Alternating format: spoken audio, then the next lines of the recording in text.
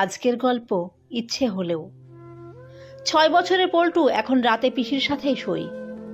বড্ড ঠান্ডা পড়েছে আজ। চাঁচের বাড়ির সরু সরু ফুটো দিয়ে ঠান্ডা বাতাস কাঁপিয়ে দিচ্ছে যেন তাকে। অনেক পুরনো ছেঁড়া কম্বলটা পিসির গা থেকে একটু টেনে নিজের গায়ে ভালো করে জড়াতে গিয়ে ফ্যাঁস করে আরও ছিঁড়ে গেল কিছুটা। অমনি পিসি ঘুম জড়ানো চোখে চেঁচিয়ে ওঠে, দিলি দিলি তো, বলেই গুম করে একটা কিল বসায় পল্টুর ছোট্ট পিঠে। ব্যথায় কুঁকড়ে যায় সে। চোখ দিয়ে জল গড়িয়ে পড়ে আপনা আপনি। ভয়ে বিছানার একধারে ছিটকে সরে যায় পল্টু। সেখান থেকে আর চোখে ভীষণ অভিমানে পিসির দিকে তাকায়।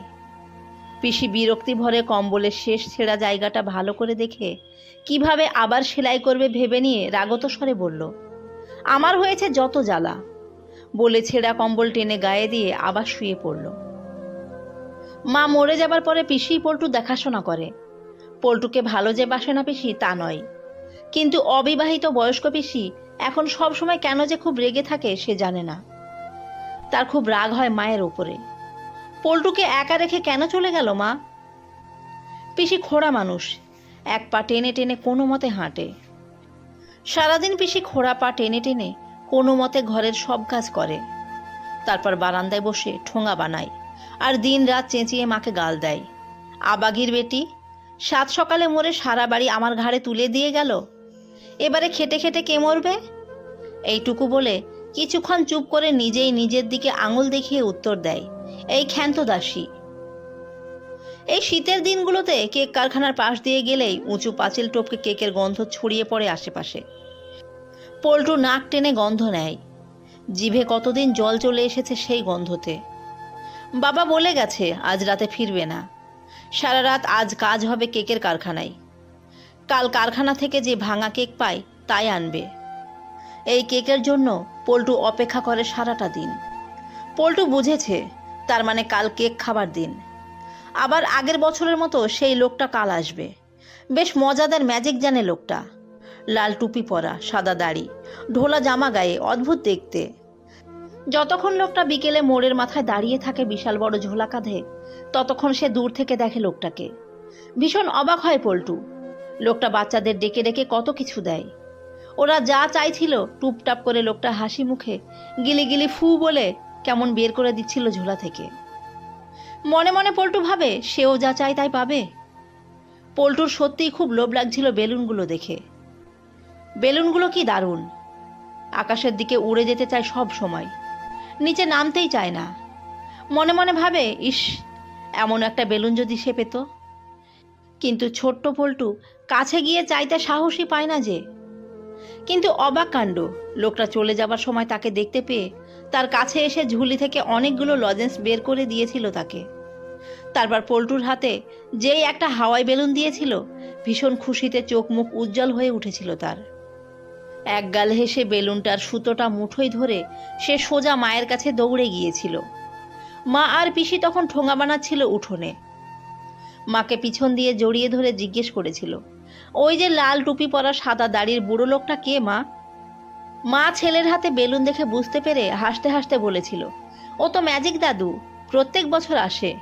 যে সব ছোট ছেলেরা শান্ত ছেলে হয়ে থাকে, মায়ের কথা শোনে, তারা যা চায় তাই দেয়।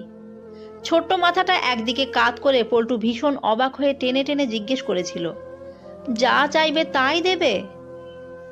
ছেলের গালটা টিপে দিয়ে মা হেসে বলেছিল, হ্যাঁ সোনা, কিন্তু মায়ের কথাটা শুনতে হবে তবেই। আমি শুনি তো, তাই না মা?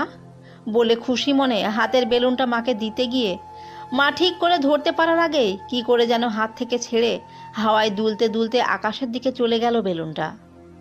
সেদিকে তাকিয়ে ভ্যাঁ করে কেঁদে ফেলেছিল পল্টু। কিছুক্ষণ পরে আর দেখতে পায়নি সে বেলুনটাকে। সেদিন মায়ের ওপরে খুব রাগ হয়েছিল তার। কেন ঠিক করে ধরেনি বেলুনের সুতোটা?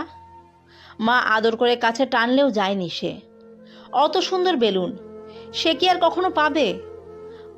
মা যদিও বলেছিল আবার পরের বছর ম্যাজিক দাদু দেবে ক্ষণ সোনা, তবুও ছোট ছেলেটা মুখ ফুলিয়েছিল অনেকক্ষণ। আজ এই মুহূর্তে বিছানার এক কোণে ঠান্ডায় কুকড়ে শুয়ে শুয়ে সেই কথা মনে পড়তে চোখ মুছল পল্টু।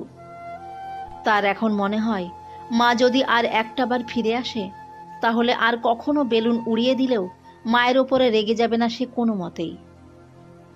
সেদিন রাতে পেটে যন্ত্রণার জন্য মা হাসপাতালে ভর্তি হতে যাবার আগে মাকে ছেড়ে থাকতে হবে শুনে পল্টু কাঁদছিল যখন, তখন তার মাথায় মুখে হাত বুলিয়ে দিয়ে মা বলেছিল, এই পাগলা, কদিন পরেই ফিরে আসবো তো।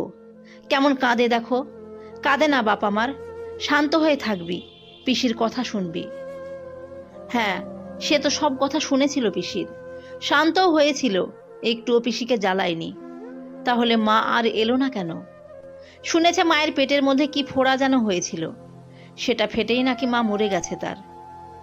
পিসিকে জিজ্ঞেস করলে চোখ মুছতে মুছতে পিসি বলে আকাশে তারা হয়ে গেছে নাকি তার মা। বলেই আবার নিজের দুঃখে মাথা চাপড়িয়ে মাকে সেই সঙ্গে গাল দিতে থাকে পিসি। পল্টু মাঝে মাঝেই ভাবে, তাকে যে মা বলল চলে আসবে ঠিক, কেন এলো না তাহলে? অবাক হয় সে।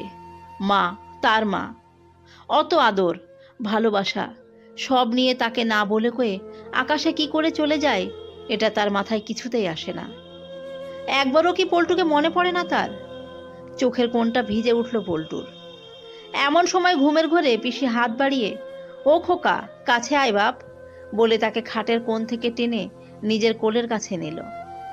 পিসির পাশে শুয়ে শুয়ে আকাশ পাতাল ভাবতে ভাবতে কিছুক্ষণ পরে ম্যাজিক দাদুর সাথে কাল দেখা হবে ভেবে ঠোঁটের কোণে হঠাৎ হাসির ছোঁয়া খেলে গেল তার। এবারে পল্টু পিসির আরও কোল ঘেঁষে নিশ্চিন্তে ঘুমিয়ে পড়ল। আজ বিকেল থেকেই পল্টু মোড়ের মাথায়।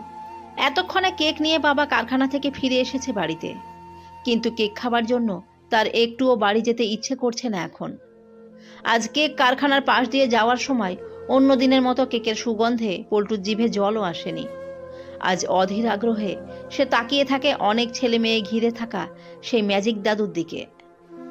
অনেকগুলো হাওয়া বেলুন ম্যাজিক দাদুর হাতে, কিন্তু আজ বেলুনের দিকেও তার বিশেষ মন নেই। আজকের দিনে অন্য কিছুর জন্য সে অপেক্ষা করছে অনেক দিন ধরে, কিন্তু না, এখনো সময় হয়নি। পল্টু এখন যাবে না ম্যাজিক দাদুর কাছে। ওই ছেলে মেয়েগুলো পল্টুর সাথে তেমন মিশতে চায় না।